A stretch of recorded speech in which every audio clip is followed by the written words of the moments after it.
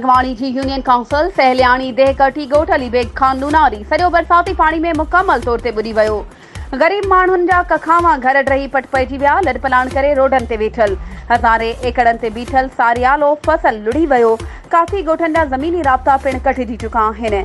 मिस्किन माण्हू बग़ैर अजे खुलियल आसमान हेठि हुकूमती इमदाद जा मुंतज़िर आहिनि।